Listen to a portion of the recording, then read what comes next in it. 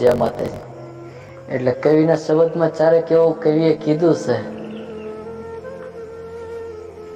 કે શાયર રિહાણી હાલો ને જઈ મનાવા મારી શાયરને કેમ રીસાણી. એટલે શાયર દેવ પણ રિયાઈ જાય, વસ્તીના કર્મ ભાગલે, ભુવાના કર્મ ભાગલે, પઢિયારના કર્મ ભાગલે છે ને ધર્મ રિયાઈ જાય. શું કામ નો રિયાઈ જાય? જ્યારે એના મનની ન થાય. એટલે ધર્મ રહ્યું ને એ શાયર છે, અને શાયર પણ રિયાઈ જાય, વસ્તીના કર્મ ભાગલે, ભુવા પઢિયારના કર્મ ભાગલે રહી જાય સોગડ્યું. એટલે ખોટું લાગે, આત્માને દુઃખ લાગે કે શાયર ચેમ રિહાણી હાલો ને જઈ મનાવા મારી શાયરને. મારી શાયર દેવી રે રે રે, મારી શાયર કે મારી હાણી, હાય મારી શાયર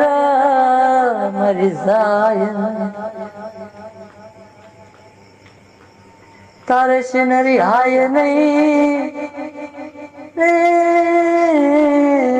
તારે સિનરી હાય મારા દાદા વડવાના ધર્મની દેવી રે રે. હાલો ને જઈ મનાવા મારી શાયરને, મારી શાયરને. ભયું ને વાત માંડે કે હાલો બધવો જઈ શાયરને મનાવા, આપણી શાયર કેમ રિહાણી બાપ. પણ ભયુની મેલપા બળ હોય, કશ્યપ હોય, હુનર હોય, આગી પાછી જાતિ ન હોય, એ શું ભેગે હાલે? અને ભેગે હાલ્યા વગર શાયરને મનાવે કોણ? તારે ધર્મ અંધાર પછડ ઓઢી જાય છે, પેઢીની મેલપા બોલતી બંધ થઈ જાય છે, ઉડન થઈ જાય છે, અંધાર પછડ ઓઢી જાય છે. શું કામ? કે ઓલો હપ નો થતો હોય, ભેગા નો થતા હોય. કોકીની મેલપા ધર્મી હોય મારી નાથ, ઈ ગાતો હોય, આવું કહેતો હોય કે હાલો ને બંધવો જઈ મારી શાયરને મનાવા, મારી શાયર કેમ રિહાણી. હાલો ને મારા બંધવો જઈ મારી શાયરને મનાવા, કે મારી હાણી મારા વડવાના ધર્મની દેવી, તારે સિનરી હાય નહીં આવડિયા જગતનો શા નામું જાવા દશ નહીં મારા દાદા વડવાના ધર્મની દેવી રે રે રે. પણ વસ્તીની માલ પછી નિરખા ભાવ જાતી જ ન હોય. વસ્તી કે હે તારો બાપ કરી મ્યો, તારો ભયું કરી મ્યો, તારા વડવાએ આમ કર્યું હતું, તારા બાપે આ કર્મ કર્યું હતું, તારા બાપાએ આવી રીતે અમારો નિયમ જ નાખ્યો, અમારું ખાઈ ગયો, અમારી જગ્યાએ લઈ ગયો, અમારા રૂપિયા લઈ ગયો, અમારી માથે અમારા પરિવાર માથે કાળી આંખ્યું થઈ જાય. એટલે સંસારી મૂકો બાપા, સંસારી મૂકો. દેવી શું કહેશે, ધર્મ શું કહેશે?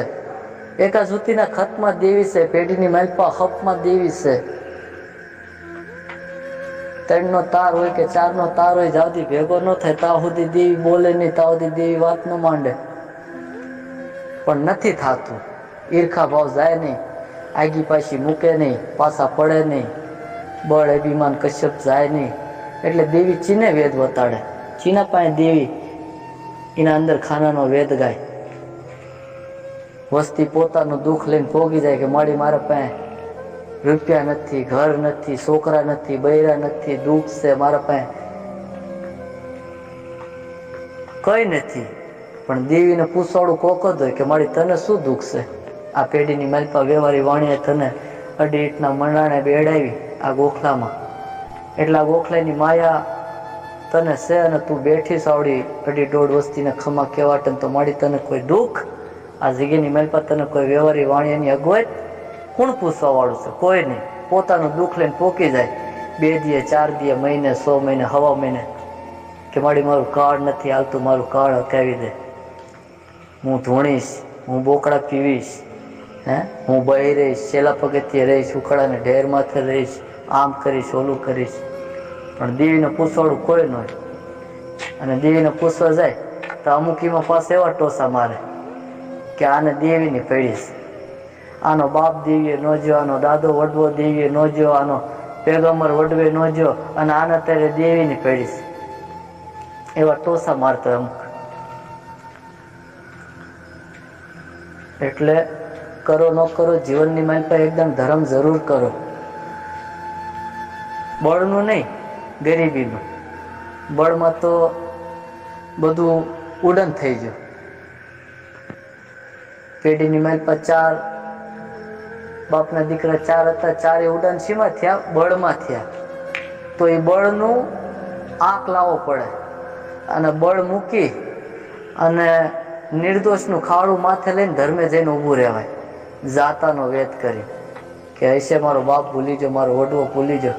પણ અત્યારે અમે નિર્દોષની બોલીએ વસ્તી એક થઈને આવીને ઊભી છે, મળી મારી લે ખાડું અને સુધાર ભૂલ મારા વડવાની, મારા દાદાની. તો દેવી કોઈ ધક્કો ન દે. દેવીએ જાતું કરે, માણા જાતું કરે ને તો દેવીએ જાતું કરે, પણ માણા જાતું નથી કરતા, જાતું નથી કરતા.